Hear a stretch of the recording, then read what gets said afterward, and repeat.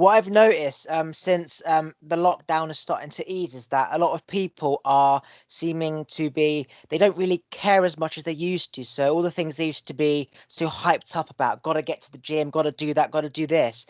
We've been forced to stop thinking outwards and just sit inwards for the first time ever, to the point where our active brain doesn't seek anything else anymore. And then when you start Mm, to go in, you actually find it quite peaceful and joyful, not always having to do something. Like, for example, my mum's always going to the gym, always doing this, always doing that, but she can't do any of that. So you're forced to just surrender to yourself. It's almost like giving up to a battle that you didn't want to give up to, but it's your own battle. that's been your experience? Not my experience. I'm just observing other people, like active people. Oh, I've I see. noticed them I've just, definitely yeah. I've definitely seen that. I've definitely seen some of that, but I've also seen some of the opposite. I've seen some deep inner resistance to being quiet, to being still, and I've seen a lot of avoidant tactics or avoidant mechanisms, namely within the realm of drug use or alcohol use, for example, which is a big part of my story. And I do know that a lot of people are really struggling with what you're defining as surrender. Yeah. It is nice to see there's obviously two halves of types of people. There's the people who are always needing to do something, and there's the other half just so content meditating that they don't really have the drive to do anything. Most of the people, they're always active, and it is nice to see active people having to stop and just sit in their own space for the first time, especially when those types of people are often chasing something else to give them that fulfillment they're searching for. So it's like the universe always has a way of making you find what you're truly looking for by bringing something in or taking something away. It always balances itself out, I find. Yeah, the universe will often organize itself to provide you with an opportunity to take your next step in your evolutionary growth, right? But I do, like, again, I really understand that people are having wildly different experiences with this thing. And I certainly understand that some people are taking this as an opportunity, but I also believe that there are many, many people who are seeing this as a huge setback. And I think it is a matter of perspective. I think exactly like you're saying, like you're referencing the, people that want to go to the gym and they want to go out and they want to do all these things, and now they're forced to stop and first forced to change course. But the new course that you take is still yours. It's still your choice. You can continue to perpetuate the story that, the pandemic is so awful and, I lost my job and all these things are not going my way. Or you can turn that around and say, what part of me is being called to show up?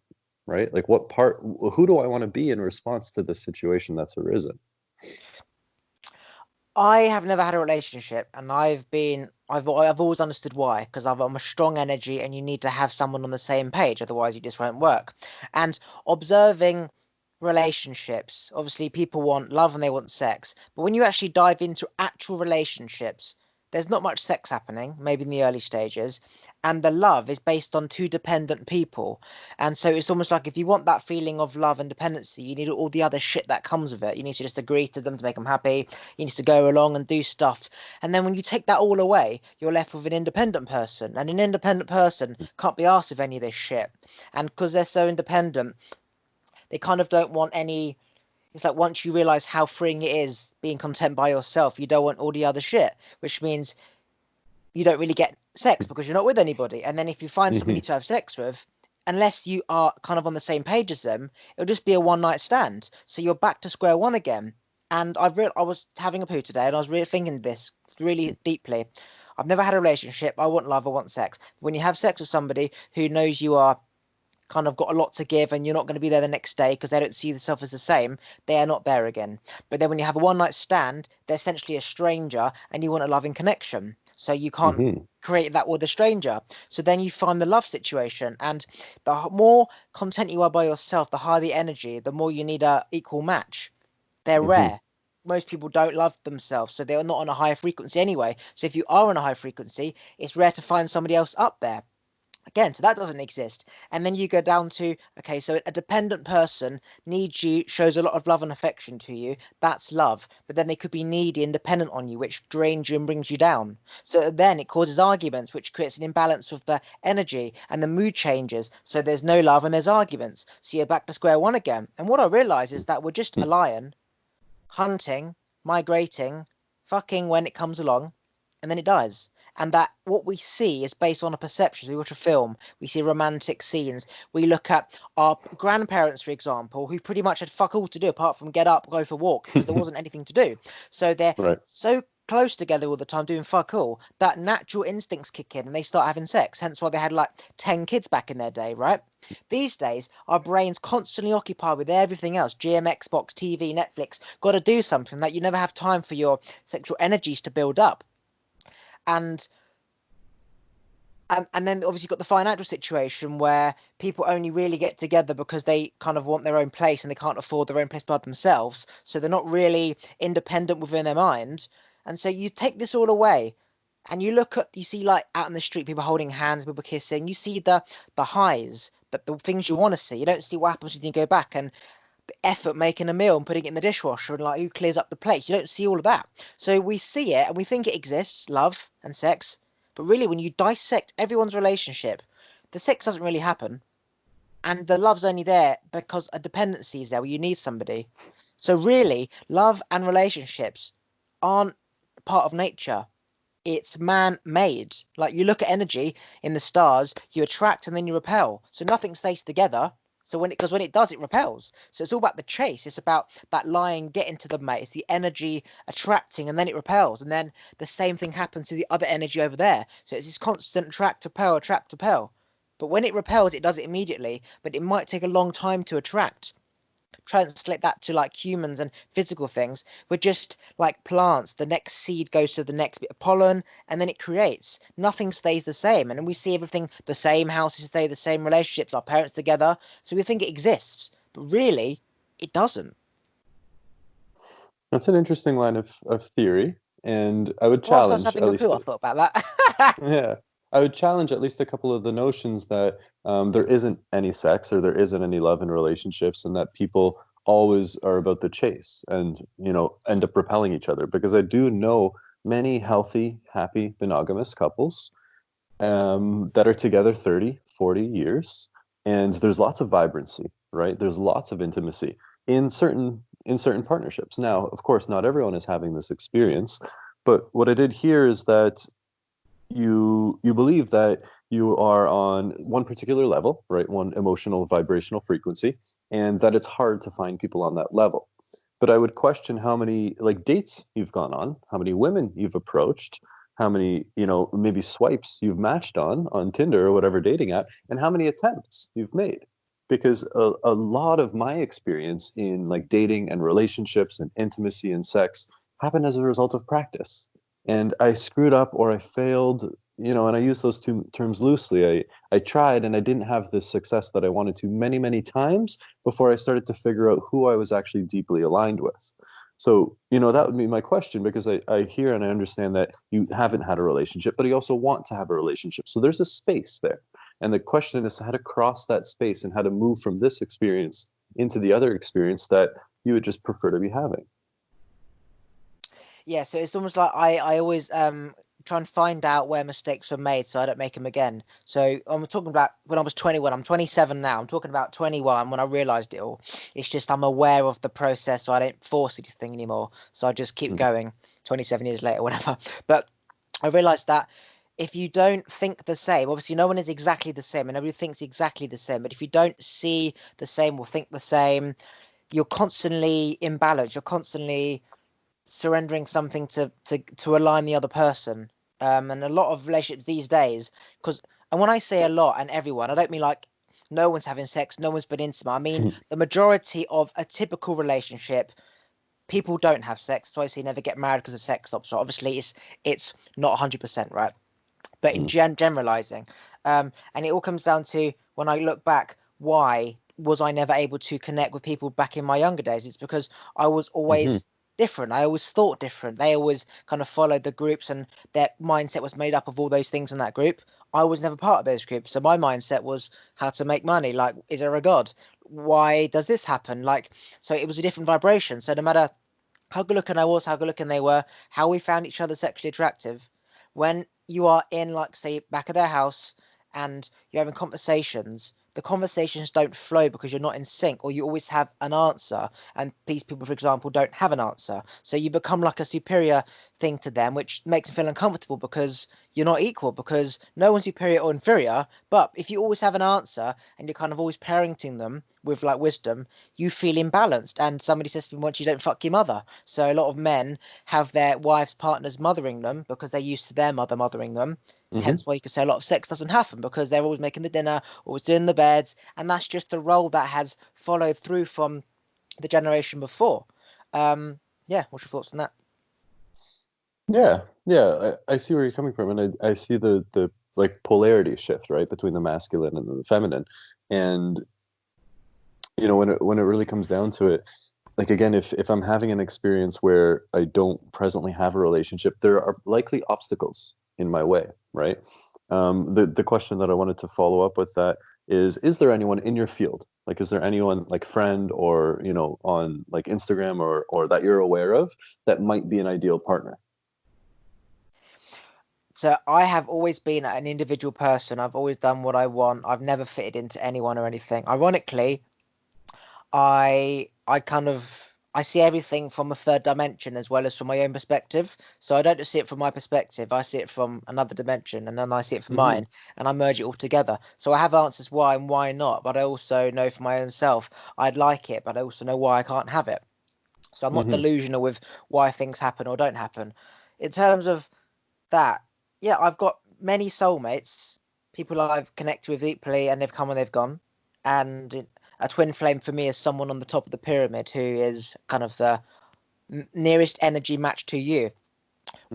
What I find and have found is that the higher in energy you have, kind of the more shit you've been through growing up, right? Because most people stay at the same vibration, their problems stay the same. But if you've had problems and you're dealing with them, you raise your vibration and you come out of the pack of people who just live with their nonsense and their shit. So you free yourself, you forgive yourself, you let go and whatever. So your energy vibrates on a high frequency as you raise up. So the higher up you go, you could say the more problems somebody has had, because the more you let go, the higher you come, and most people just sit in their problems. So you're left with people up there who either have dealt with all their shit and they're karma free and they're pure souls, or you're left with people who kind of have had such a traumatic past and have dealt with a lot of their shit, but there's still something that they haven't dealt with because it it's so it hurts. It's so Hmm. like it had a massive effect on their life. So it's kind of like you deal with 90% of the shit, but that other 10% is just so painful that you just don't bother. So you raise your energy because you've 90% healed yourself more than other people, but that 10% is often equivalent to not doing anything at all because it's like the Yeah. first thing that you should have done because it's the ones that hurts the most. So It's the now, biggest one. if I'm on that frequency, I may be spiritually aligned with that person, but if they've got an underlying issue that they're not dealing with, it's going to crumble at some point. So you're going up and you're going up, but you can't really connect because it's going to crumble. Mm. And that's the situation with me is that I connect with all these people, but because they've still got another issue they're trying to deal with, but they can't, but they're still Mm. free enlightened people. It's hard to really connect on that level because it's always they're trying to heal themselves, they're trying to do that, and so they're not really present. It's Hmm. fucking like especially for me, it's like having God and having Satan as well. You know what I Yeah. mean? So do they block the connection or do you? It's me being aware of why somebody can't open up because I know that I why I couldn't open up because I see myself and Mm. other people. We're all on the same journey, which is just raising a Yeah. vibration, right? So I So. see people on a low vibration, those who are stuck, those who are trying to get there, those who have made it, whatever. Hmm. Because I freed myself at 21, which I know is a very young age Hmm. compared to the rest of humanity. And again, it's a gift, but it's also unfortunate because what comes with a lot of wisdom is that you you become out of sync with people, so you don't really connect with anyone. Hence why I'm just a free spirit going around the world doing what I'm doing. I don't really connect with anyone, even though I can connect with everyone. So it's really I don't connect Hmm. with I connect with everyone, but I don't Hmm. connect to anyone because it's you know what I mean. And are you at all afraid of connecting to someone deeper? No, Having a deep? no. I want to. It's just other people can't Okay. connect deeper with me because they have to. Essentially, if someone's in pain, I've got to set them free, right? But again, Right. you can't parent your partner because otherwise you don't. you can't be intimate because I said you don't fuck your mother, and people have Yeah. to get there themselves, and people don't like people seeing their pain. You feels uncomfortable. So I used to like all my friends growing up, right? Hmm. And they saw that they were never going to be like as free as me, and they were never going to be able to set themselves free. So I started to Hmm. heal them and stuff, and the more I healed them, the more Hmm. I saw their pain, and I stopped seeing them. They just stopped seeing me because they knew I knew their pain, and it felt uncomfortable, the fact that they were Hmm. vulnerable and I knew their pain basically. And so they just stopped seeing me. Pretty much anyone I tried to heal, they disappeared. Not because I didn't want to see them, it's just that I grew and I tried to Hmm. bring them with me, but that Yeah. they So knew I saw their pain and they ran. It really is a so fucking ironic. It really is like it really is. So As maybe I your said, practice is to not heal these people. Maybe your practice is just hold someone in their imperfection, right? Hold someone in their pain. Like the last time or the next time you have a potential to establish a relationship or a partnership, maybe you just allow them to be exactly as they are, in pain, suffering, in turmoil, whatever it is, without trying to heal them. it seems to be that if I am going to be with anyone, it's going to be somebody who has pain. I know they have pain. They know they have pain, and the pain's too hard to deal with. So just kind of be there.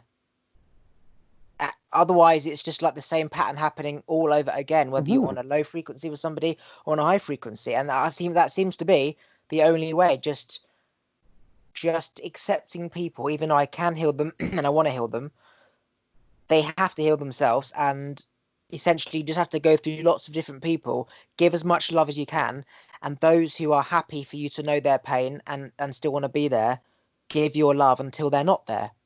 Hmm. And that essentially comes down to somebody who's kind of dependent, needs emotional support, knows you might not be there forever, but is willing to accept love there and then. Essentially, it's going to be multiple relationships because Likely, one maybe. can't be, huh? Yeah, likely, maybe. And I was also going to suggest that for a lot of people, their standard is too low, and they're in relationships and they're dating people that, are dragging them down or weighing them down. And for others, it's possible that the standard is too high, that we're looking for a level of perfection and a person that is totally and completely healed, and we're unwilling, based on our own egoic nature, to engage in a relationship with someone who is sick or suffering. So you can play with your standards, right? Like you can look at someone and be like, you're awful because of A, B, and C, but I'm going to love you and accept you anyway, which would be a really important practice for you. Absolutely agree. Like it's all man-made, as I said. Wanting sex, wanting relationships, it's man-made based on what you've seen. And in reality, it doesn't really exist. If you dissect, as I said, relationships, you get a lot of sex, you get too much love, you get none, this, whatever. And so, as you said, because it is man-made, we can choose whether we go for good-looking people, ugly people, fat people.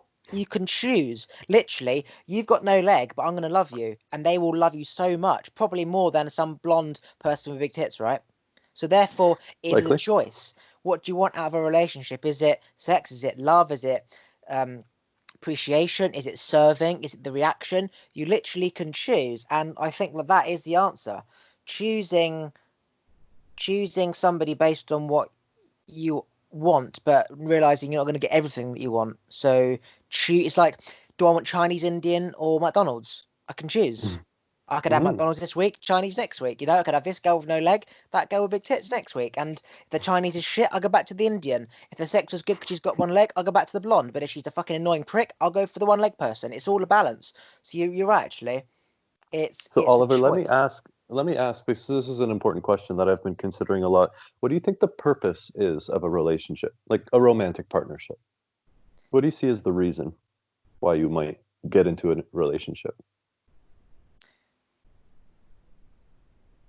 For me, I a relationship for me is about making that person feel or making that person vibrate at the highest frequency possible. And when they're in there, and when you are in your presence, you feel that vibration, which increases your vibration, which Hmm. increases their vibration. So for me, intimacy, not sex, intimacy, love, Hmm. kissing, touching, playing for 3 hours, not just fucking and going making dinner, right? Touching, kissing, stroking, just in that moment, like just legs rubbing, that high intensity of energy stimulates me, stimulates her, and it's this constant yin yang, yin yang, yin yang. So for me, it's about feeling. And if going out for dinner gives you that better feeling more than sex, go out for dinner. If walking in the woods gives you that high feeling, walk in the woods. If being intimate, sexual in a room for 3 hours, just with not going out for dinner, that gives you the highest feeling, and that gives them the highest feeling, and they're happy just to do that without having to go out for dinner, going to the in-laws for roast dinner, go on holiday, do that. Mm. But essentially, it's just what makes you feel the best when you're with them. Do they feel the same? If so, keep doing that, because we're just a vibration of awareness of how we feel, and that's all you can control, how you feel. I hope there's that Hmm. answer. Yeah, yeah, totally. So what I heard, what I think you said first is making the other person vibrate higher, right? Like improving the energetic quality of the other person.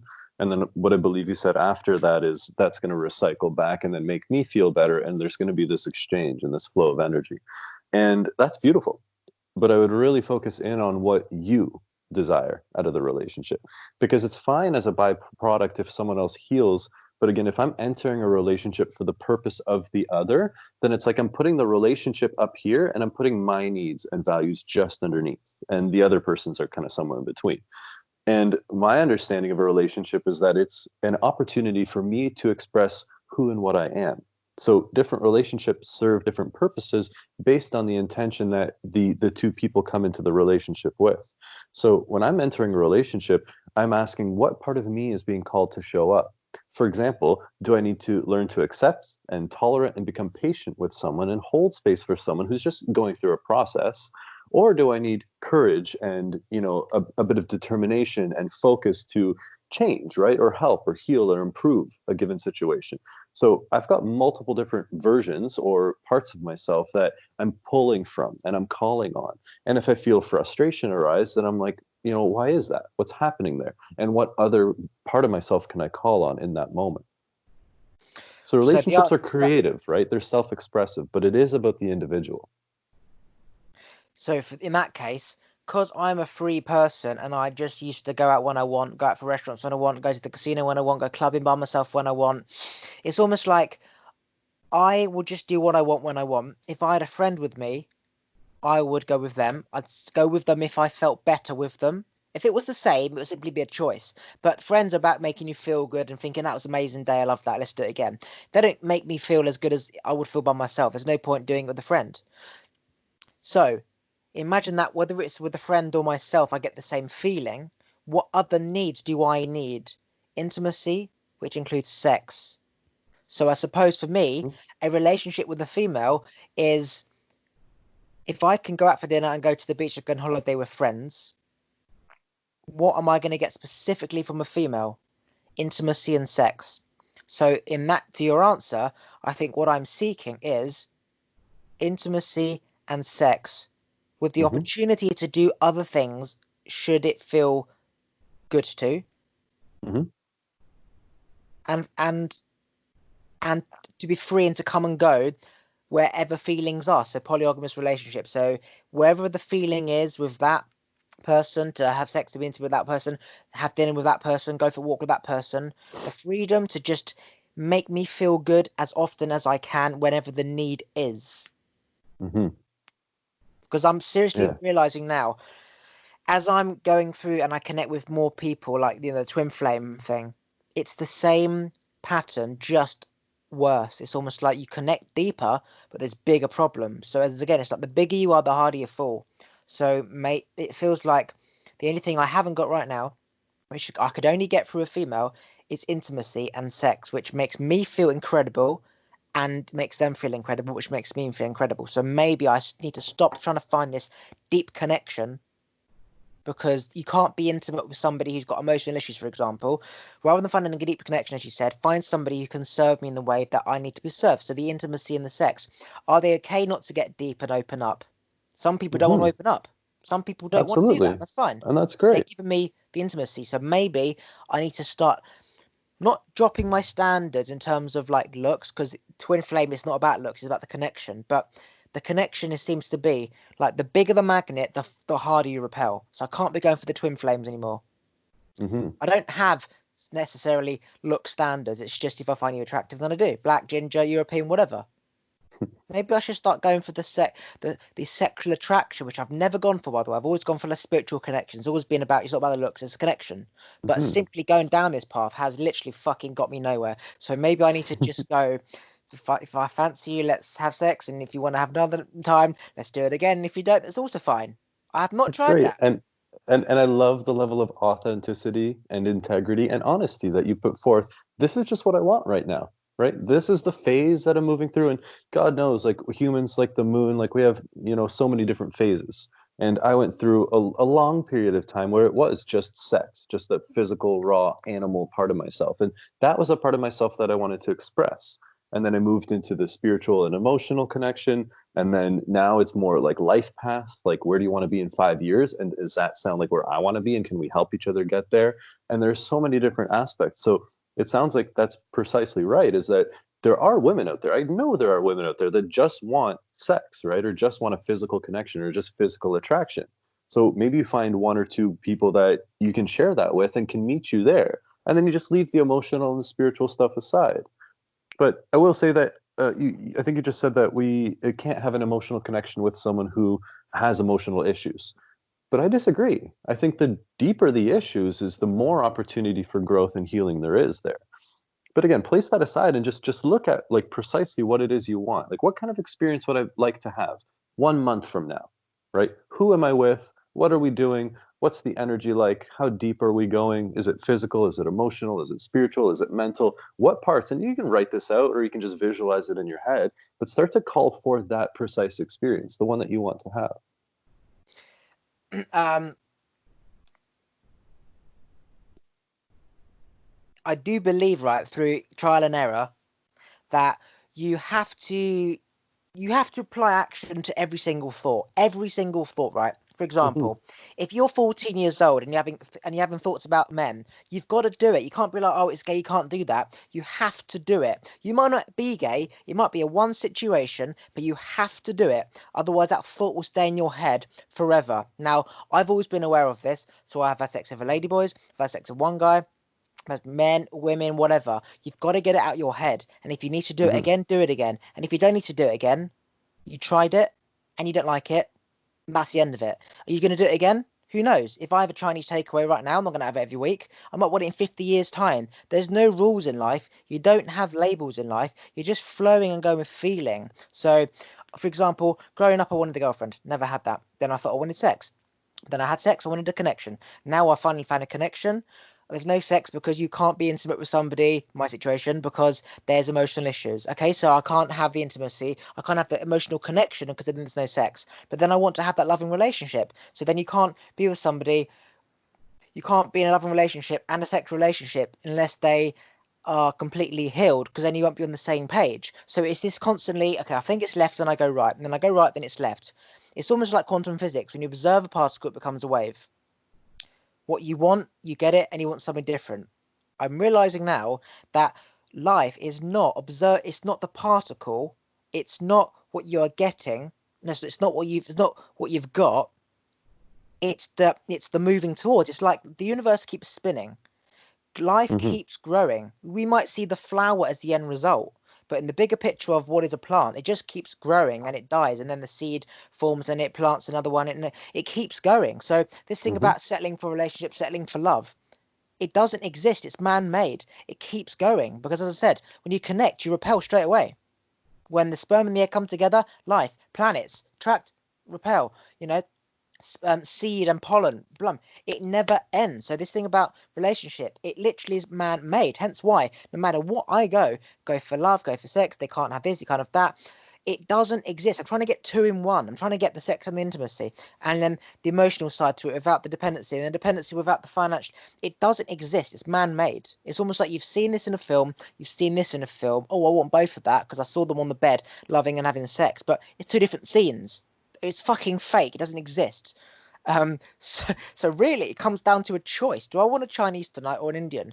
Do I want sex at this moment in my life without connection, or do Hmm. I want love without the sex? Again, it's not just okay, I need to decide if I'm gay or not, I need to do this, because then that's my life sorted. No, it's a continuous growth. You might be gay now, then you might not be gay. Then you might each time you want a relationship, then you won't do it. It doesn't, it keeps evolving based on your thought cycle.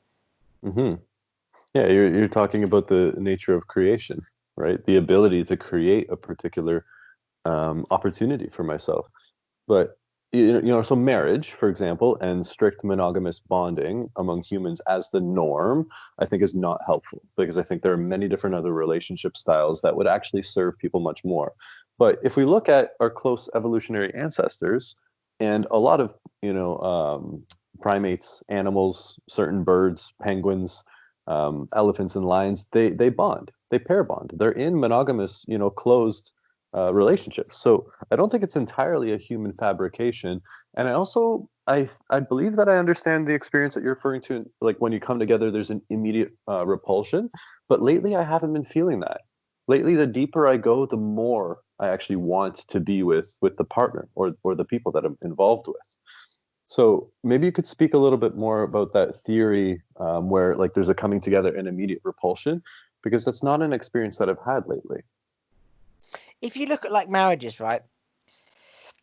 And you could say that if you like, people will say never get married because they you fancy them, you have sex, you get together, you move in, and they always say don't get married. But obviously, generalizing, it's not everyone, right? But they say sex stops when you get married. Why the fuck did I get married? And it's just like this kind of it's what a marriage is like: bickering, nagging, making the wife happy, all that nonsense, right? So Hmm. that's not kind of what you signed up for. When you got together, you were in love and you were doing all this stuff, and you get to married and you give up. It's almost like you surrender. You just give up, and then you show your true colors. Hmm. You don't give a shit anymore, right? Hmm. But that's not what it should be. It should be about love and serving and being happy all the time. Stereotypically, a marriage isn't happy all the time. 50% of marriages end, but it's stressful. The wife's nagging, there's no sex, take the bins out, got the pick. It's not what you signed up for when you first got with somebody. So yes, I agree that penguins and pigeons they stay together. But remember how I said that our grandparents they used to have sex because there was fuck all to do. Like you make a log fire and you have beans by the fire, right? There was nothing to do. Penguins, what have they got to do? Nothing. They eat and they're just sitting on the ice, so they're gonna Well, mate. what do you have to do? So the man-made life, which is why I say relationships and sex is man-made, is that we're not just like penguins and our grandparents sitting by the log fire with nothing to do, so we just get close and then we mate. Life is so hectic with everything. So the circumstances, the nature, it's not just natural anymore. It's Mm, man-made. If I was in a brick house with one girl and nothing to do, and when the sun went down, it was just we're there. We were mating all mhm, the time. I wouldn't need another mate. Hence why the penguins stay with the other penguin. Why would you need to mm, fuck another penguin if you've got fuck here? If there was a bigger penguin that was closer with a bigger sex drive, then you will naturally attract to that penguin. But because you are close with this penguin and all the other penguins have their own partners, there's no like penguin putting out I would like a penguin to fuck. So there's no like energy going out there because it's all like together. So same with our grandparents. They literally got together when they're like 15, like 16 and been together forever. So back in those days, it's like one for you, one for me. These days, everyone's got everyone's choice of everything you could ever want. Not only that, but everyone's life is so hectic and busy that you're not just two little penguins with fuck all to do. You've got to do this, you've got to do that, you've got to do this. And that's why I'm mm, saying that the relationship and what we want in life, relationship, sex, intimacy, because we've seen it. It doesn't really exist now. Maybe it did exist and it mm, can exist, but it doesn't exist now. And if you think about what a marriage is, it's about just that balance of keeping it together, sickness before health. Essentially saying, I know that we're going to stop having sex. It's going to be hard times. There's going to be illness. The kids are going to fucking lose a leg and shit like that. It's you're basically agreeing that I'm happy to put up with all this shit for the sake of what fucking marriage lifestyle. That I agree you can have and create, but it comes down to are you really happy in that stereotypical marriage lifestyle, having to do this and do that? And if the answer is no, don't fucking do it. If the answer is yes, mm. you like a nagging wife and you don't have any sex, but it's just what it is, fantastic.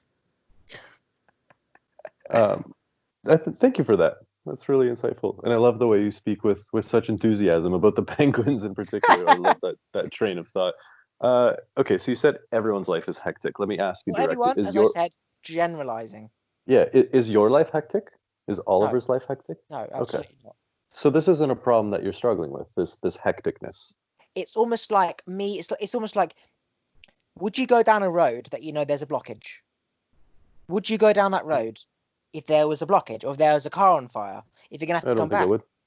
because I've studied that I'm no different to anyone else, and I study kind of life in general, you see regular patterns occurring, right? You see Hmm. general patterns. So I know, for example, these patterns exist. Why would I go down that path if I know, for example, that that is probably going to happen? And if I've got my own rule, which is never make the same mistake twice, always trust your gut. If you're going to go down a path and you're going to say to yourself at some point, why did I do that? I knew this was going to happen. Don't do Hmm. it. But you constantly I don't go anywhere because I know that it's really not going to give me what I want. So it's like you're You're better to do sure? nothing than to do something if it's the wrong thing to do. I think it's just better to do something, better to do anything rather than nothing, because at least then you have an opportunity to be proven wrong. You mentioned earlier that within the quantum field, there's an infinite number of possibilities. And then on one hand, you're holding on to this perspective that everyone's life is hectic. On the other hand, you're saying, my life is not hectic. So therefore, all these problems that all the penguins are having shouldn't apply to me if your life isn't hectic. So why wouldn't you just go and do the thing and have the relationship with the woman or the partner that you want to? So the Like reason why my what's in your way? What's in Oliver's way? Like let's leave aside for a moment what's in everyone else's way. What's in your way? okay, just imagine that you've got, let's just say people have people's lives a rope made with say 100 knots. Most people they don't know how to undo the knots. I fortunately live next door to Jesus and he taught me how to undo the knots. So I've Hmm. undone all my knots. At 21, I undid every single knot I ever had. So I there's no more haven't healing you have to do at all? I have healed completely. Like I believe that was reincarnation of Jesus when I was 21, right? Because of Mm-hmm. just what happened. Like I have done all my healing. I've I'm a pure soul. Like that's what I'm trying to Mm-hmm. say. Its circumstances are different Cool. because anyway, so just imagine that I've undone all my knots and at 21 I've not got myself into a knot again. So Mm-hmm. you say, why don't I go down paths for the sake of going down the paths? But it's like Mm-hmm. I fortunately haven't got myself into a knot since. And I know if I go down a path from the paths I've been down, because I don't make the same mistake twice, it's almost like going to the casino, knowing the house always wins, and then losing and Mm-hmm. thinking, why the fuck did I come to the casino? I knew I was going to lose. So I don't go to the casino. And it's like I feel shit when I have sugar in Coke. So I don't drink Coke. And then I have Coke. Why the fuck did I do it? It's almost like Mm-hmm. I have undone all my knots that I know all these paths will lead to things that I know I shouldn't have gone down. So I'm just staying on an iceberg, floating. But that's what I'm trying to say. Maybe life is about just constantly moving and shifting, not necessarily Mm-hmm. going down a path, like not going to Mm-hmm. find love, not getting a relationship, but searching for relationships. So you never actually get. That's why they say that the chase is what men drive for. It's not getting Mm-hmm. it, it's the chase. It's that having to migrate when the temperature changes. It's having to find the female. It's not getting the Mm-hmm. female, because as you say, the fucking lion comes in 7 seconds. It's Mm-hmm. having a reason to move. And essentially, everywhere I go, I know that if I go down a path, I'm gonna have to come back up and wish I hadn't. So it's almost Mm-hmm. like unless there's a new path which I haven't explored, I can't go Mm-hmm. down the same paths. Or maybe that's based on my situation financially, for example, where I was enlightened at 21. I was wanted to be a millionaire. I took 3 years to heal my parents and teach them enlightenment because their marriage is going to fucking go shitty. And then I had to get a part-time job because I didn't have my business anymore. And then 3 years after my part-time job, I didn't know what to do. Maybe I haven't got new paths because I've not got money or a car to go and open up new paths. So I'm still in the same cycle of doors that I've already opened and closed 7 years Mm-hmm. later. So maybe that is the reason why I don't go down paths anymore because I've gone through all these doors and I can't open new doors without money because you need money to move and to do shit. And then new doors will open and then I will be able to go down paths and know, okay, I don't want to do that again. But there'll be so many Mm-hmm. other paths that I will constantly be in flow. So I think that's what it is. I've Mm-hmm. been in the same cycle with the same doors that I've already opened and there's no new doors that have occurred. That is what it is. That's what it is. Mm-hmm. That's what it Yeah. is. It sounds like you might actually have knots, right, on this rope of life around like money or finances or relationships or sex or sexuality. Because, I would challenge anyone that says that my work is done, that everything is complete. Because if that were true, then you wouldn't have the desire for something that you don't presently have, right? Desire is something that drives us to change where we're at. There's nothing wrong with wanting a different experience, right? I'm never going to tell anyone that you should be having a different experience. I'm never going to say you have to be like taller or shorter or faster or slower or fatter and skinnier. But if someone comes to me and says, I want to be faster or I want to be skinnier because they genuinely want to for them, not because culture and media says. But if someone says, I want to have a monogamous relationship, I want to get married, I want to be poly, I want to have threesomes. If someone says these are the things I desire, then I'm like, okay, how are we going to get there? How are we going to work into this experience that you want to have? Same thing with money, right? We have so many limiting beliefs around money. And I, for a long time, was simultaneously projecting into the world the concept that money is the root of all evil, money and greed are bad, only like awful people get rich, while at the same time deeply desiring and wanting that experience. So the universe was getting mixed messages from me. So it's first about getting very clear on the experience that we want to have. And what I hear is that you would prefer to be having an experience where you have more money and more relationships. So those are your growth edges, right? That's what you're here to work on, at least for the time being. So to your answer for that thing about I might have knotted ropes because I'm seeking something. When you seek something, you want to change. I had always seeked everything outside, right? And then I was 21 and I was pretty much in meditation for 2 years straight where I had no ideas, no entrepreneurial mindset. I didn't seek any relationships. I didn't chase any relationships. I didn't have any money. I didn't work. I was just walking and nature. So I had no thoughts. I was basically a chimp with no thoughts Mm-hmm. and there was no brain activity. So now it's like, okay, I can't be a monk in a modern civilization because that's not how it works. Okay, if I want to be a monk, go and live in a forest, right, where there's just nothing but nothing. So then I decided I want to live in the modern world. So I need to make money. And what do I want in the modern world? I want a car, I want a house, I want sex, I want TV.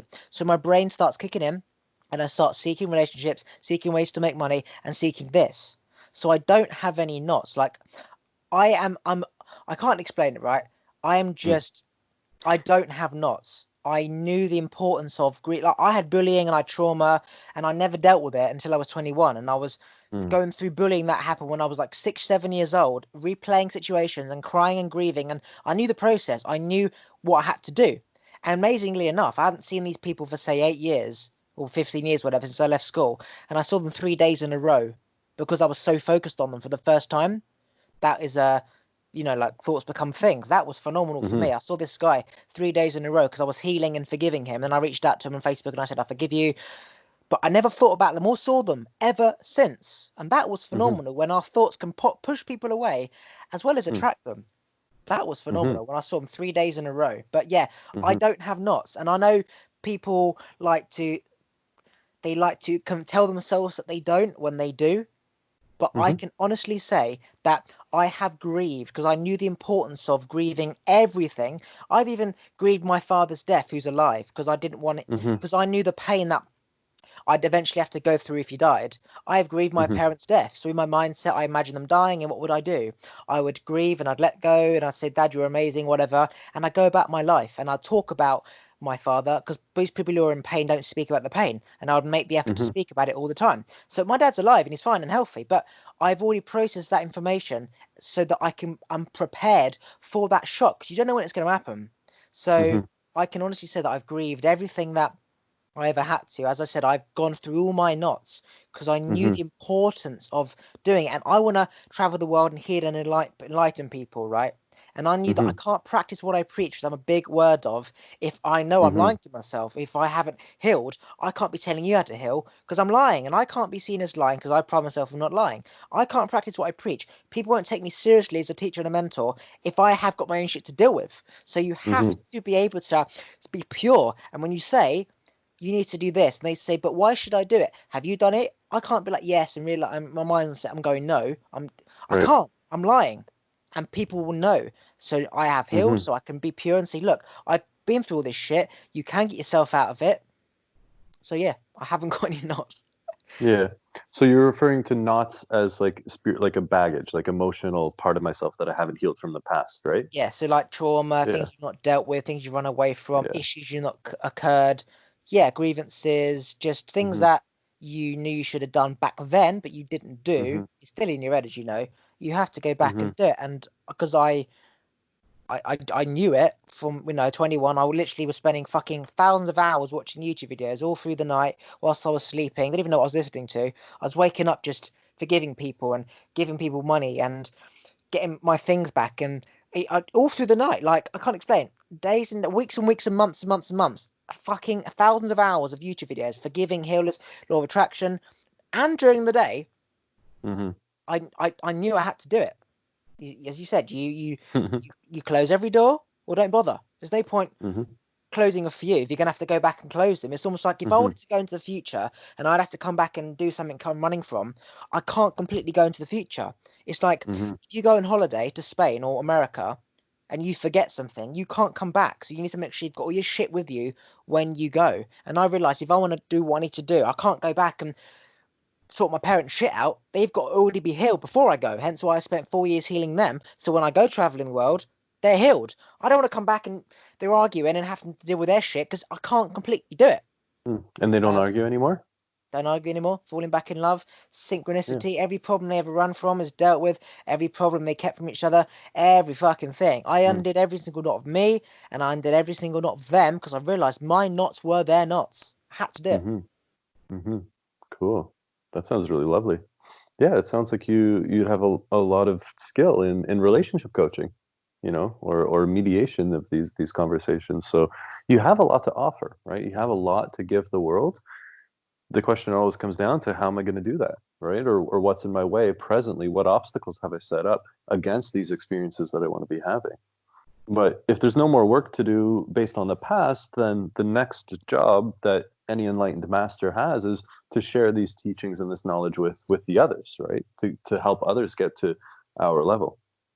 But I do hear that you saying that um, being at a certain vibration, right? Like improving your level of consciousness makes your level of consciousness today better than it was in the past. And it's a challenging thing to put into words because at the same time, it sounds like whenever I say that I'm putting judgment on other people. And I'm saying, if you're, not at the level that I'm at, you're somehow worse than me. No, I understand. It feels like you're superior, and it's not. It's nothing to do with that. Just imagine that superior is like in terms of ranking and business and like military. Superior, your superior is the one above you. Now, we're all energy, so there's no superior, there's no inferior. But in terms of vibration, if you measured every human being's frequency, people who are more spiritually aware, monk, Buddha, Jesus, all vibrate on a high vibration. So you could say in terms of energy that their energy is more superior. But in terms of humans, we're all the same. We've all got the same Mm-hmm. shit. All the shit you have and everyone else has, I had. Not worse, not better. I had shit. I was fortunate enough to be able to undo my knots. Some people are fortunate, some people aren't. Some people might get there in 50 years, some people might not. So it's nothing to do with being superior. Mm-hmm. It's just a way somebody would describe someone who they feel is above them. Superior is Mm-hmm. where inferior is when you feel someone is okay. Inferior is when you feel someone is above you. So in terms of relationships with me, if I'm with somebody and they know that I am a wise, healed person and they're not, they might feel inferior to me. So it's them given a word for me, where superior is me feeling I'm above them. I do Mm-hmm. not feel I'm above anyone, but people feel inferior to me, and I know that because people say it. Okay, you can intimidated, interior, whatever. I know that because I've dealt with it my whole life. You call it arrogant, Mm-hmm. cocky. It's just confidence, whatever, right? But I know that. I don't see myself as big as anyone. I am fortunate enough to have a level of awareness that most people do not have. I know that. That's not Mm-hmm. superiority. That's just that. It's almost like a fact, right? I know this from experience. I speak to a lot of people. I know, and people say, Mm-hmm. how do you humbly say something without somebody saying you're a cocky prick? Again, it's like Mm-hmm. some people say this is good, that is bad. It's just a mixture of both, but it's nothing to do with superiority. It's people feel inferior to somebody who they see as somebody they want to be. Mm-hmm. But that's their perception, not my perception. Does that make sense? Mm-hmm. Yeah, yeah. And you can let them. You can let people feel whatever they want to feel. You can let people feel superior or inferior. I think there's nothing wrong with having a feeling, and I think it's trying to suppress that and judge that and push it aside that causes all the crisis and the calamity that anyone ever experiences. So here's a question. This question's, I guess, like for me, like I'm curious, how do I figure out what my knots are? If I can't see them or if I'm not aware of them, can you give me any pointers as to what I might do, like today, tonight, to like really dive into to see what my knots are if I feel that I might have some? So imagine you've got a long piece of rope, right? Let's just say you've got 1,000 knots in that rope. The last rope is your 1,000th knot. It's very hard to go back to the first knot, okay? Because each knot has come from the knot before. So you can't go back to the first knot. You can't go to you and your, say, five and then go to six, seven to eight. Because it's going to be hard because you're trying to pluck something out of the air. You're trying to, it's like when somebody says, tell me what I need to know. Well, it needs to be a specific question, right? Otherwise, you don't know where to start. So you go back in time from the last knot. And just know that that knot is connected to the last knot, and that's connected to the last knot, which is connected to you when you are a young person. So you go Mm-hmm. back to your last knot. So, for example, your last knot might be your an issue with a parent or an issue with a lover, right? Or a boss. So you go back to that and you realize, okay, I didn't want that to happen. I don't want it to happen again. What can I do to make that not happen again? How can I resolve this now? How can I kind of make peace with that person, myself, whatever? So you essentially go to your boss and say, look, I'm really sorry for the shit I caused you. Even if it's a job like fucking 2 months ago, he's not expecting you to reach out to him. This is what I did, right? You reach out to your boss and say, look, I'm sorry that this happened. Maybe some colleagues, I'm sorry that this happened. Please forgive me, I forgive you. Now, you might not speak to them again, but you've healed yourself from something that was an issue then. And then so you feel good about it. And now you go back to one before that. It might have been an ex-girlfriend. So you essentially reach out to them and say, look, I'm sorry for the person I was. I'm trying to be a better person. Please tell me how I can be a better person. And they feel good that they are being heard and you hear your worst trait, which most people don't want to hear. And then you take them on board and you heal. And you keep going back. Eventually, it'll be, for example, work to relationships, probably to parents and probably to siblings and then to friends because it's all come from one thing. So you then reach out to all of your friends, and there's always a reason why an issue occurred with a friend or a colleague or whatever. It's a part of you that was in harmony with that person. Now, it might be their fault, might be your fault, but you still want to know because you want to know how to not make it happen again. So then your boss says, Mm-hmm. look, every time I told you something, you used to smile at me and it seemed to be sarcastic. And that is why he had an attitude towards you. So now you learn for the Mm-hmm. future people might take my smile as sarcasm, even though I'm just smiling because I'm a nice, happy person. Mm-hmm. So you have to be aware that most people aren't going to be like happy all the time, and they might take a positive, okay, that's fine, as is like an attitude or sarcastic, but it's not. It's like rather than being negative to a negative person, you go, okay, no problem. They go, why are you being sarcastic? So you learn for future when you're around negative people, smiling makes them angry. So then you keep going back in time. So then you sort of go, for example, to siblings and then friends, childhood friends. Why did we fall out? And it's because I used to always speak to his girlfriend. And it's like, right, so if I've got friends and I fancy one of their friends, don't just go speak to them because I can do what the fuck I want. Out of Mm-hmm. respect, say to your friend, who you might not even speak to anymore, hi, I know you used to speak to this person, and you see this person. Is it okay if I speak to them? They're like, yeah, sure, no problem, buddy. Again, Mm-hmm. all stuff that I've gone through because it's about keeping peace. What you don't want to happen is then you hear you speak to this new person and then they find out and then they have an attitude towards you and you're at a pub and they look at you evilly. You want to Mm-hmm. be on the same page as many people as possible. You want to be in harmony with as many people as possible. The reason why my parents' marriage almost fucked up is because the communication wasn't there. You need to Mm-hmm. excessively communicate where as many people are on the same page. It's almost like if everyone could see each other's thoughts, would they Mm-hmm. all know the same thing? And obviously that is hard to do, but you can only do that by reaching out to as many people as possible, making sure we all connect. So you go, to the siblings, the brothers, the friends, the parents, to neighbors, and because it all connects, like it all connects, and you go down to childhood, and like, why was I angry when my friend spoke to that girl? Because I liked her when I was growing up. So that's an Mm-hmm. issue you never dealt with. So you might still like that person, but you think you did because you did then, but you've like 37 now, for example, and yet that thought's in your head still. So you need to sort of go through the emotion of, okay, I did like her, but I don't anymore. Let that go. Essentially, all your thoughts are in your head still. You have to organize your thoughts. Is that relevant now? Yes, file it. If it's Mm-hmm. not, let it go. Like with the bullying. Like to go through all these people, things I held a grudge over. Made me feel a certain way when I held a grudge or when I did something. Let it go as if Mm-hmm. they're there in your mind. Like go to your mindset, tell them in your mind, I forgive you, let it go. Ask them, why did we argue? It's like if a parent grandfather dies, you can speak to them still. It's not that they're there speaking to you, whatever. It's just you thinking, what would they say? So you might not see a friend anymore, but you can imagine what he would say. And you'd be like, why did we Mm-hmm. fall out, bro? And you could almost get the answers. And as long as you keep doing that, and the better you feel, the more you want to keep going into the past, and you will Hmm. get through knots. Like every argument you have with your father, every argument you have with your mother, friends, relationships, there's a reason why you argued. You were not in harmony. Why did we argue? So there was an argument before dinner. What happened at the dinner table? Your mother, for example, she made the wrong Yorkshire pudding for the roast dinner, right? And so it's like, Mm. okay, well, if my mother had made the right Yorkshire pudding, we wouldn't have argued. But if my father had got the right Yorkshire pudding in the first place, we wouldn't have argued. So it's like, right, when the wife tells me to get something, it's not a joke to forget. Listen, be responsible, be reliable. If you're not going to get the right thing, don't fucking bother. Make sure you write it down if you've got a shit memory. So you bring all Hmm. these things into the future, which is why they happened in the past, but you Hmm. often in the past run from them because you don't have to deal with them. So you have to go back and understand why it occurred, heal, and bring it forward in the future. So it's almost like a time machine where you kind of condense the past and the future to present because you're bringing through all the problems to the present, you're dealing with them in the present, you know how to Hmm. deal with them in the future, which doesn't exist because it's the present. Does that give you the answer? Hmm. That's the only way I can explain Yeah. it. Yeah. Yeah. That's really, really helpful. Um, hmm. It's a lot to take in.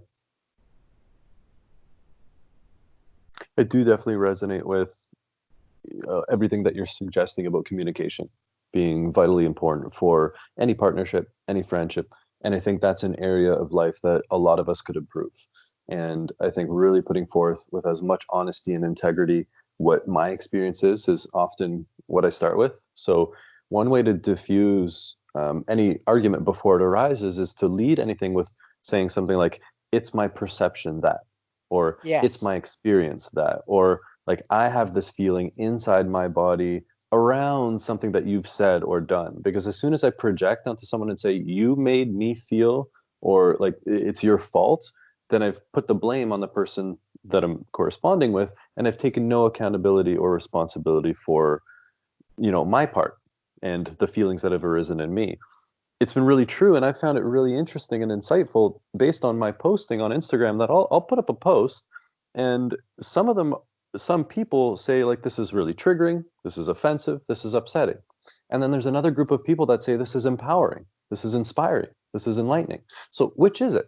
Is it A or is it B? And in fact, it's both because it's how it's received by the person on the other end.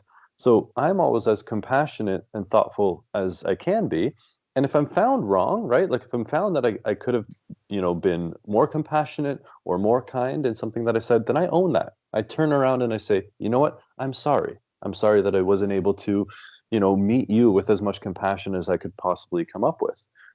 But after that, like after I've taken accountability for my part in any exchange, the rest is on the other person.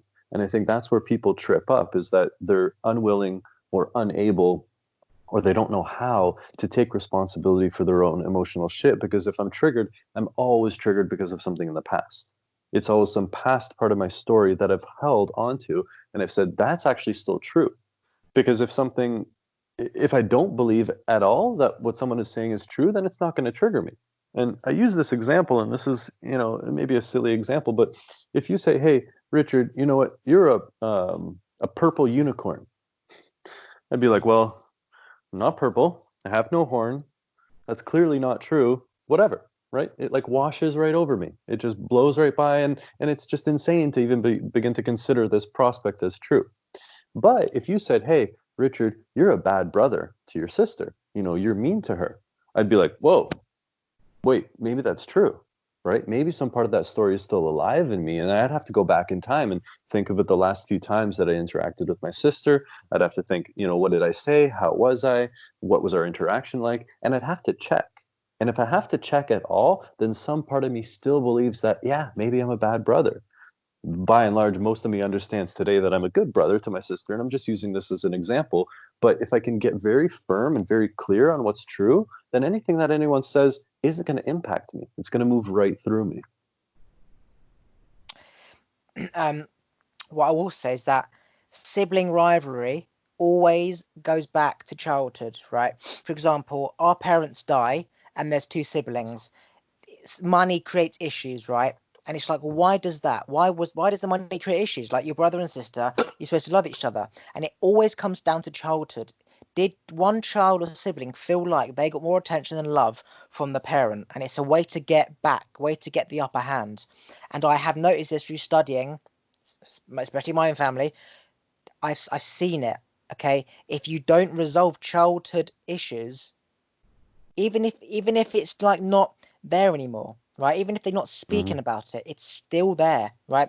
You might be, for example, on the same page with a sibling because you're older and mature, but those issues, when you did that, how you did this, how you used to always take her food, how you used to always hit her, how you used to, it's still there, maybe not in your Mm-hmm. mind, but it's subconsciously in her mind. And so these knots we don't even know exist, and the only way you undo them, as I said, is purposely going out your way to forgive and communicate to people who not even thinking about you anymore. Like I bully people growing up because I was bullied, right? And so I Mm-hmm. reached out to them when I was going through my healing and I said, look, I'm really sorry for how I treated you. It's because I was being bullied, but no one understood because I kept it in. And they said, Mm-hmm. oh, fine. What the fuck are you on about? Fuck off, 10 years ago. No problem. That sets them free. It set me Mm-hmm. free. It set them free. Just by hearing that I am sorry, it does set them free. So for example, going back to say your sister, for example, if there is any issues, you'd say, look, next time you see her, I'm sorry that I did this when I was 7. I'm sorry I did this to you when mum did that when I was 10. What the fuck are you on about, bro? Who cares? But no, no, no, please, just I'm sorry. I'm really sorry. You have to, like, the communication. At that time, that would have given her an emotional reaction, feeling good or feeling bad. She is still vibrating at that frequency, even though she's not consciously aware of it, because that made her feel a certain way, and that's in them. It's stored in a cell somewhere. So going back and saying, look, sis, Mm-hmm. when that happened, when this happened at Christmas, when I hit you, whatever, I'm really sorry. I did this because I was angry, because I was secretly gay and I couldn't come out the closet. There's reasons for everything. It's about openly communicating, over communicating unnecessarily when you do not have to, right? I make the point of communicating so much that you know everything, that there's like almost an impossible way to fuck up. It's almost like I go Mm-hmm. to the shopping centre for my mum. Okay, my dad always forgets and gets the wrong thing. That's not acceptable. So when I go shopping, I make sure that if I'm unsure, I call my mum. I called her six Mm-hmm. times today because she wanted dried apricots, but it says sun-dried apricots. I wasn't sure if it was Mm-hmm. sun-dried or dried. I called her. I called her again. There's no raisins. What shall I get instead? I didn't make any judgment of I think you should get raisins. She did not give me executive decision to make that decision. Okay, if she Mm-hmm. says you choose, I can do what I want, and she can't blame me because she gave me authority. Mm-hmm. If she's giving me an order, for example, and she's expecting dry raisins specifically for a recipe, it needs to be exactly how she visioned it. So over communicating, purposely forgiving about stuff in the Mm-hmm. past, not only sets you free because you feel like a weight's lifted off your shoulder, but they set themselves free simply by hearing an apology for something that happened years and years and years ago, because Mm-hmm. it's still subconsciously in them. And then they will take time when you are not there anymore, and they'll think about, yeah, my brother did do that actually. He made me feel shit. He was a prick, but yeah, good on him. Thank you for doing that. They don't think that. They'll just be like, oh, okay, and move on. They'll go to sleep. They'll replay those stories. Replay those childhood issues and the father hitting you, whatever. They'll replay that shit and they'll go through Mm-hmm. it and they will let that go and that will heal them and they will raise their own vibration. That's why it's so important to forgive people, not just for you, but for them. And don't forget, in terms of Mm-hmm. quantum physics, you are still connected with that energy. Mm-hmm. Somebody you don't even see, a sibling, maybe you've got 10 siblings, they live in Australia, you are still connected on that last vibration. If that wasn't a good vibration, you've got to raise that frequency. And again, I speak from experience because I had to do this myself. Mm-hmm. So over communicating, forgiving as many people as possible, even if it was fucking 20 years ago, even if you call them up, say, hey, bro, hey, I'm not seeing you for 20 years. Why the fuck are you calling me? Just want to say I'm sorry. Why? When I was working within the office, I was a cunt to you. I was a cunt because I needed to be gay, but I couldn't come out and I was stressed, okay? And you pissed me off. You're just forgiving. You're forgiving yourself, but you're forgiving them. Mm-hmm. Okay, it's not necessary to do that, to go into the past, but really it has a massive importance because the past is the present and the future is the present. It's all fucking one. So Mm-hmm. don't look at it as the past. Look at it as the present. Look at it, all the shit in the past, every person you ever knew from family, school, whatever. Just imagine that was all present right now. And when that person said this to you, and when you did this to your colleague, and when your boss did this to you, and your dad hit you, and your sister hit you with the polish can, imagine that is now. You don't want it to occur tomorrow. So what would you do? You'd say, I'm really sorry. How do we make not this happen again? Hmm. I forgive you. Forgive everyone. How do we make this not happen again? Make sure you communicate and we're both okay. And what do you do with someone who, like, let's say every week they come to you and they say, Oliver, I'm sorry. I'm going to try harder. I'm going to do better. I'm going to remember, what you've, asked me to get at the grocery store. And then a week later, they fuck up again. And then a week later, they fuck up again. And now it's 5 years later and they're still not improving. How do you support someone like that? Or do you have to just cut them off, right? This is actually a present issue that's happening between two people that are very close to me that are just reliving the same pattern. So, for example, a family member is often vibrating nearer the same frequency as you compared to a friend, right? So they're often Mm, going to be in your life for longer than a friend because you're the same energy and the same energy attracts back. If it's a family member, you have to have a choice. Do I want this family member in my life or not? Okay. So really all you can do is over communicate. So don't be angry, be disappointed. Right? That's what they will say. You'll say fucking useless every single time. You never listen. That doesn't work. Hence why marriages are often that same pattern of he never listens. It's just the game, right? He never listens, husband or wife, she nags, whatever, right? But really, as of my parents, I solved all these typical marriage issues. Mum used to be like, oh, it's normal for every marriage to be like this. I'm like, okay, well, fine. No sex for you. You're always arguing. Do you want that? Fine. Fine by me. I don't give a shit, right? Be like everyone else. You tell me to be an individual, be like everyone else. Exactly. You haven't got an answer. So, if they're going to be in your life forever, communicate. Sometimes, if you can't, as you said, you can't teach people. They've got to get there themselves. You can't. You can bring a horse to water, but you can't make it drink. So, for mhm, example, in your situation, if you know a friend or a family member is likely to be in your life for a long time and you want them in your life and you know mhm, they've got the ability to get there on their own because they're on a spiritual journey, it might take a little longer. Just kind of guide them. If you realize that these people, push comes to shove, they don't really have the willpower to make change themselves, aka independent rather than dependent. They're always going to need somebody to get them there, and they can't do it by themselves. Unfortunately, it's like trying to revive a dead person. It's like trying to get chemo for cancer, which has already spread so much that it's already taken over. You've got to assess the mm, situation. Is this body going to come back alive by breathing into it? Is it worth my energy pumping? The answer is yes, pump. If you mhm, get them alive, teach them or guide them or help them, whatever, so it doesn't happen again. So you can say, look, I know you forgot and you got the wrong thing. I'm going to get it myself next time. Oh, no, no, no, no, no, no. I'll try better. If you could, I'd really appreciate that because I needed specific ingredients to make a pie because grandma was coming over and she's glucose intolerant. So then I didn't tell you this, but I had to bin the pie and go and get my own recipes because otherwise I'd kill Gran. So now he feels mhm, guilty. So you purposely make somebody feel guilty, which is the disappointment thing. Like a child always wants a reaction from the parent, right? And it's almost like, oh, you've done this. I'm disappointed. It's like when a dog pisses on the couch, you're disappointed. Don't tell him off because it doesn't understand. Be disappointed because it's a mm, different feeling. It's almost like I had high expectations of you. You let me down. That's awful. You can't attack somebody for forgetting something because they didn't mean to forget, and it makes them feel shit. You've got to be like, look, you forgot my shit. I forgive you, but I really relied on you. I really needed this ingredient for this pie, and I had to go and get it myself. They feel bad. Oh, I'll make better effort next time. And if they fuck up again, it makes them feel even worse. That now they really make an effort next time not to fuck up. Whereas mhm, a friend, for example, as I said, if you don't think that they're going to end up getting there themselves, it's time to let friends go, and you will find new friends. I speak a lot about letting friends go who you're not on the same page with. That's why I've got no friends yeah, because everyone I had, I was parenting them. I couldn't get them here. I just wasted my energy, and I realized you can only teach you people ask, right? mm, And because my family were going to be here, I could literally control them and force them to change. Whereas friends, you can't, right? Because you don't know where mhm, they started. Whereas my family, I came from them, so I could do it. right. So yeah, if the friends aren't going to be present with you in the future, you got to let them go. unfortunately, if you can't revive them, if Hmm. you can revive them and they're gonna be coming with you in the future, you can't tell, you can't attack, you can't just be like you're useless. You have to be like, you've got to kind of parent them and teach them in a I was disappointed in you, and not just say I'm disappointed, because that's almost like you're trying to control their mind. It's almost like I wasn't disappointed, I wasn't angry, disappointed. You're trying to manipulate it. The point is that you want them to get better.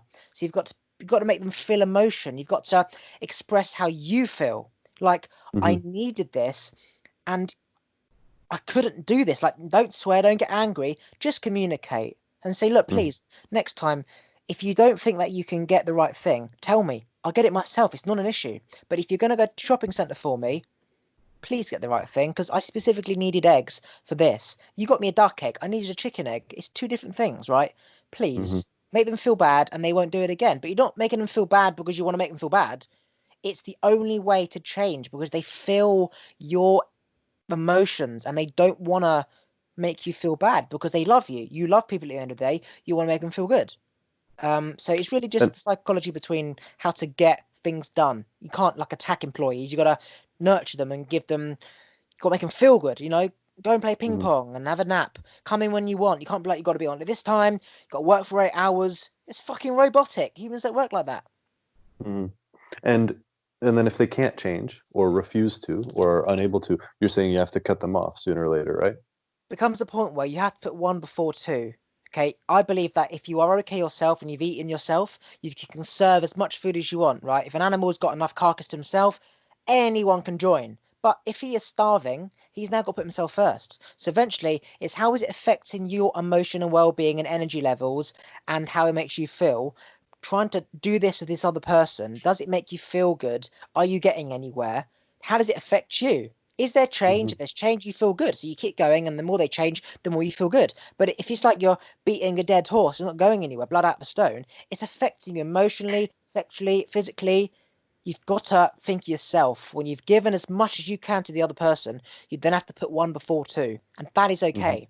Because then what happens is you raise your energy, you attract amazing new people. But it's all part of the process. Like I tried to heal all Hmm. my old friends and I realized I couldn't and I let them go.